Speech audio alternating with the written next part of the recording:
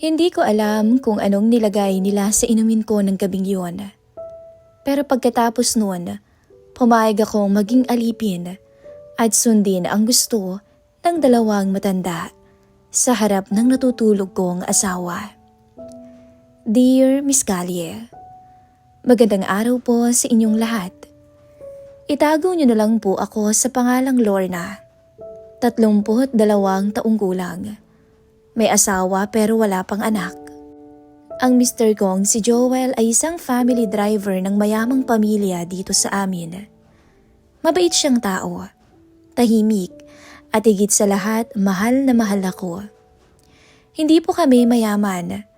Sakto lang ang kinikita niya para sa pang-araw-araw namin at kontento na ako sana sa buhay naming tahimik.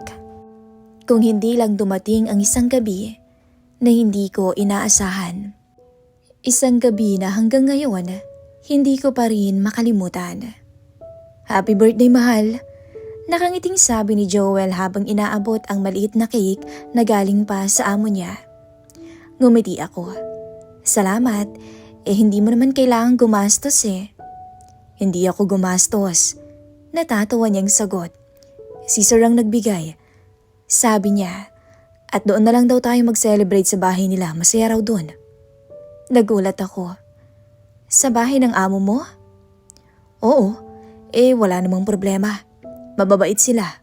Pumayag ka na, minsan lang naman to eh. Medyo nagdalawang isip pa ako noon dahil hindi ako sanay sa ganung lugar. Mga mayayaman, malaki ang bahay, ibang mundo sa nakasanayan ko. Pero dahil birthday ko, at gusto ko ring pasayahin ang asawa ko, pumayag na rin ako. Kinagabihan nga, dinala niya ako sa bahay ng amo nila. Pagpasok ko pa lang, halos mapahinto ako. Napakalawak ng sala nila. Napaka-elegante at ang mga gamit, napakagaganda. Malamig ang hangin na galing sa aircon na para bang ibang mundo. Relax ka lang.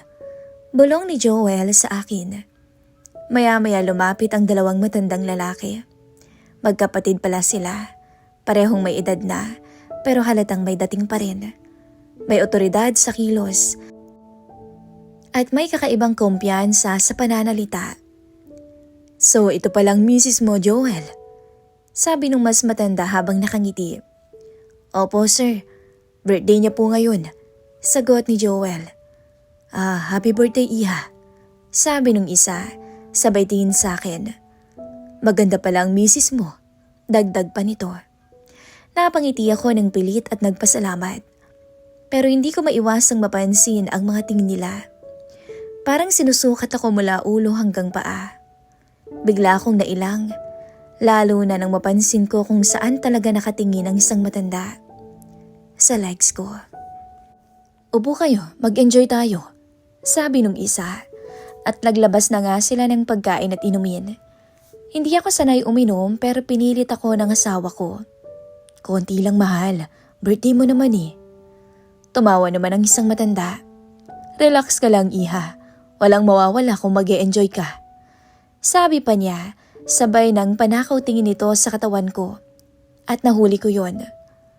Napalunok na lang ako pero imbis na mandiri, tila iba ang naramdaman ko. Unti-unti naging magaan ang usapan. Nagkukwento si Joel tungkol sa trabaho at tumatawa naman sila. Habang ako naman ay tahimik lang na nakikinig. Paminsan-minsan kinakausap nila ako. Siya nga pala, Iha, anong pinagkakaabalahan mo ngayon? Tanong nung isa. Wala po. Housewife po. Sagot ko. Sayang.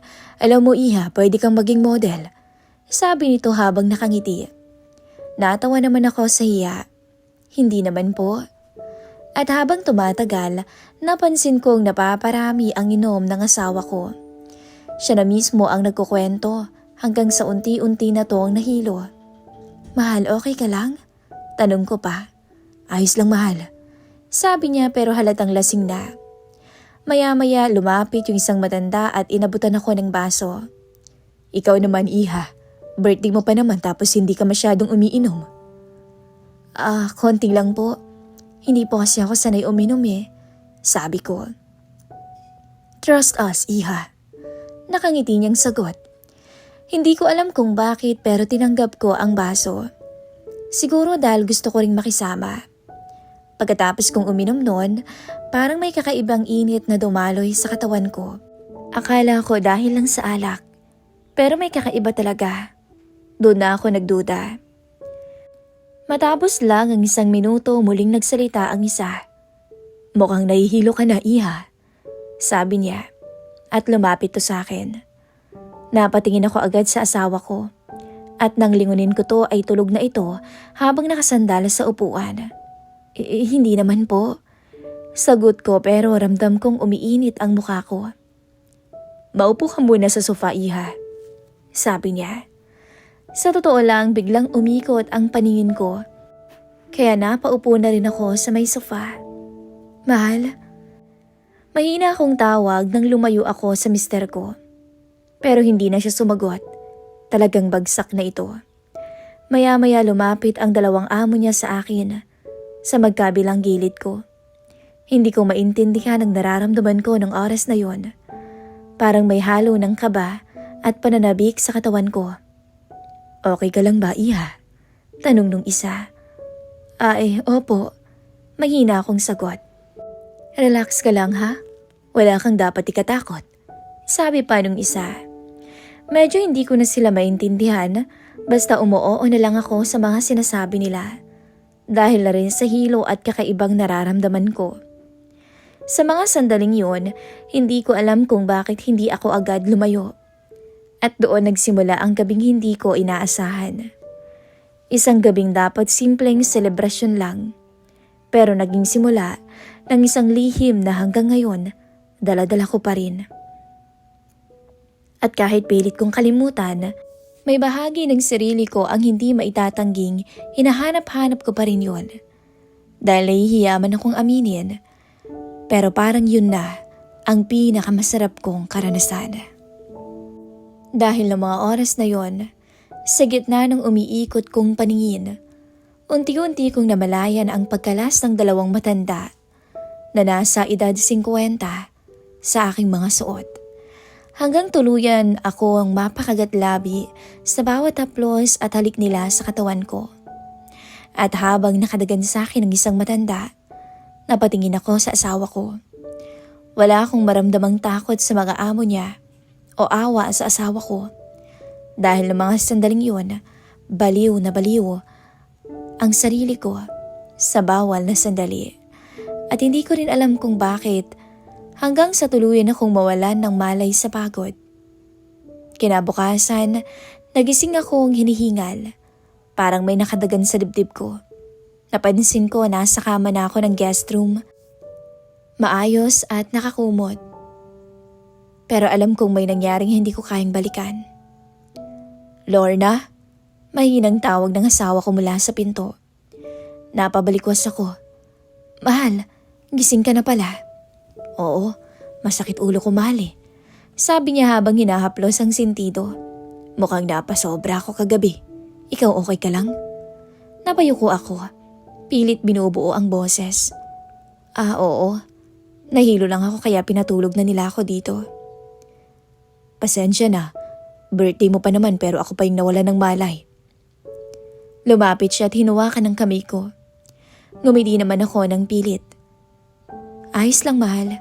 Masaya pa rin naman. Masaya. Napapikit ako sandali. Ang salitang yon parang may tinik. Hindi ko alam kung anong totoo.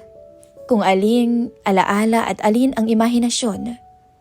May mga pira-pirasong eksena sa isip ko. Mga halik, haplos, mga boses na pabulong. At pagkatapos blanko na ako. Maya-maya, paglabas namin sa sala, naroon ang 2 matanda. Nakaupo lang at kalmado. Parang normal na umaga lang, pero sa akin hindi. Good morning. Kumusta ang birthday celebrant? Bati nung isa. Okay lang ho. Sagot ko, sabay umiwas ako ng tingin. Pasensya na kung napagod ka kagabi. Dagdag nung isa na bahagyang ngumiti. Minsan napapasobra talagang kasiyahan. Hindi ko alam kung paano sasagot.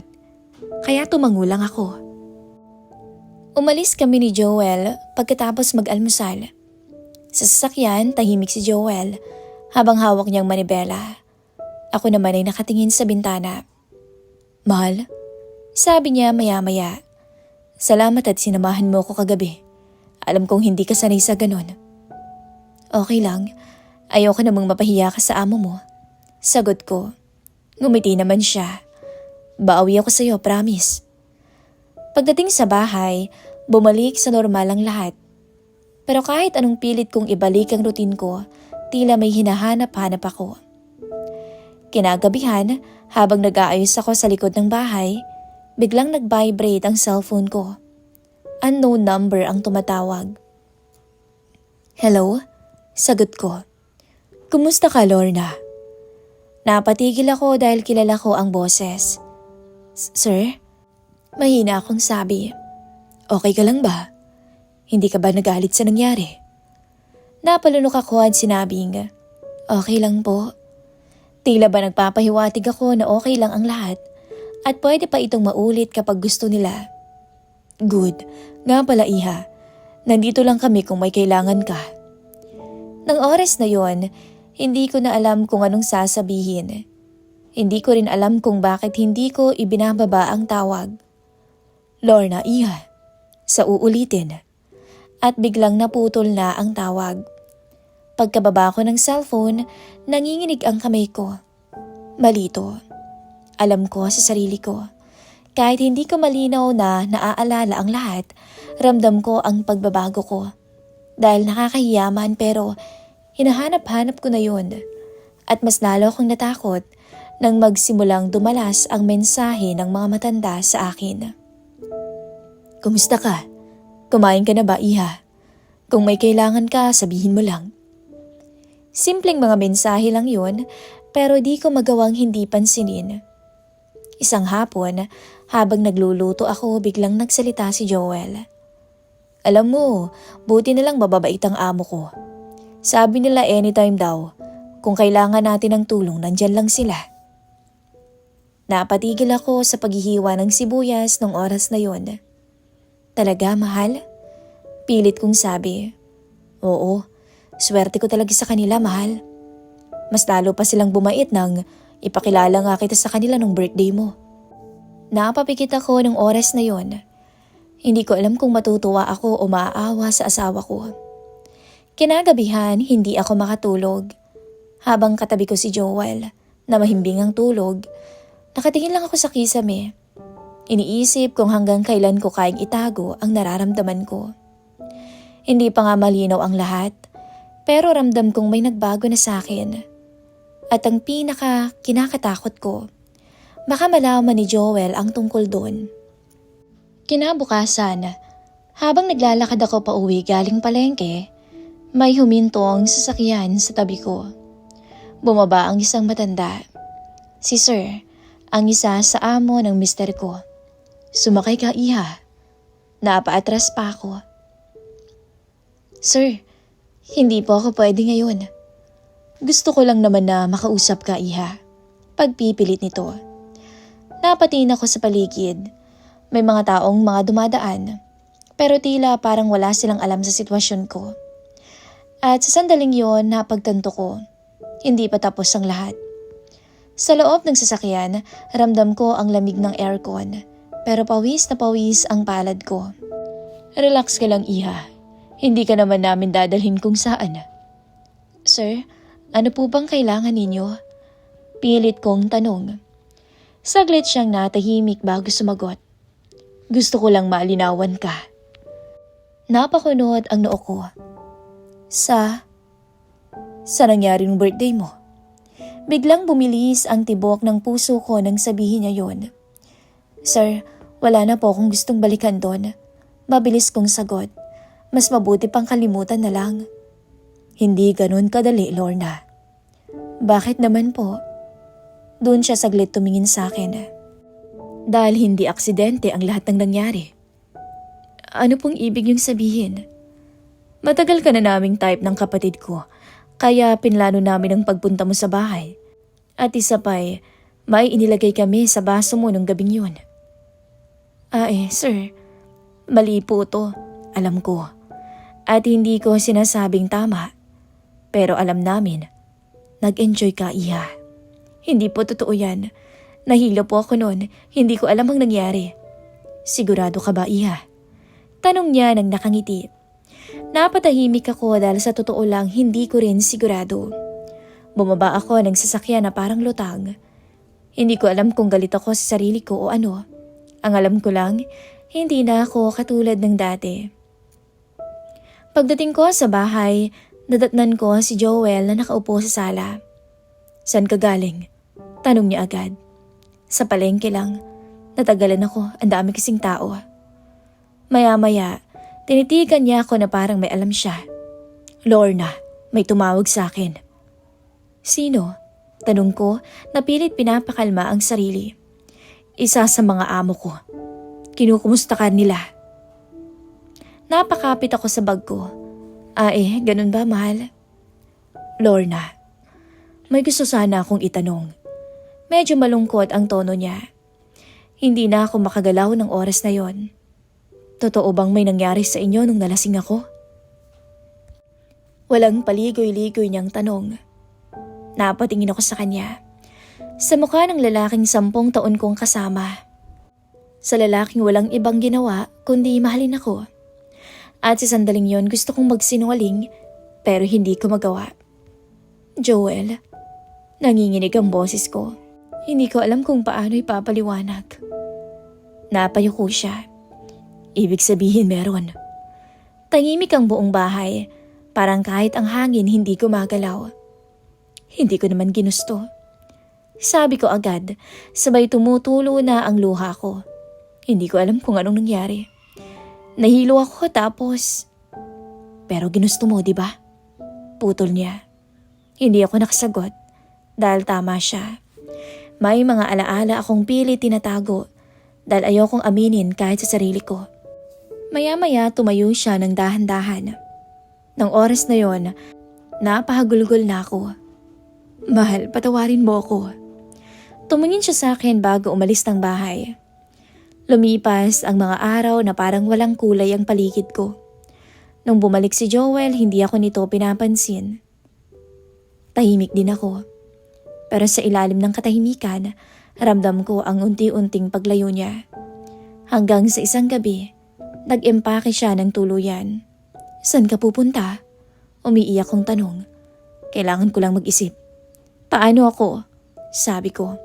Kaya mo na yan. Mahina niyang sagot. At umalis na siya agad. Mag-isa akong naiwan sa bahay. Sa katahimikan, sa konsensya, at sa alaala ng gabing yun. Akala ko doon na matatapos ang lahat. Pero mali ako. Dahil kinabukasan, nag-text ulit ang numero na matagal ko nang tinatakbuhan. Kung kailangan mo ng tulong, Iha, nandito lang kami.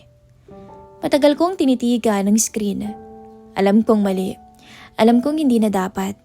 Pero sa sitwasyon ko ngayon, wala akong ibang masandalan. At sa huli, napapikit ako. At muling sumama sa kanila. Sinabi rin nila sa akin na hindi na daw pumapasok ang asawa ko simula nung malaman nito ang nangyari. Hanggang ngayon, Miss Callie, gulong-gulo pa rin ang isip ko. Lalo't pumayag akong maging alipin ng 2 matanda. Pero hindi ko maintindihan ang sarili ko. Bakit hindi ko magawang tumanggi sa kanila? Sana ho'y matulungan niyo kung mabigyan ng maayos na payo. Hanggang dito na lamang po at lubos na umaasa, Lorna.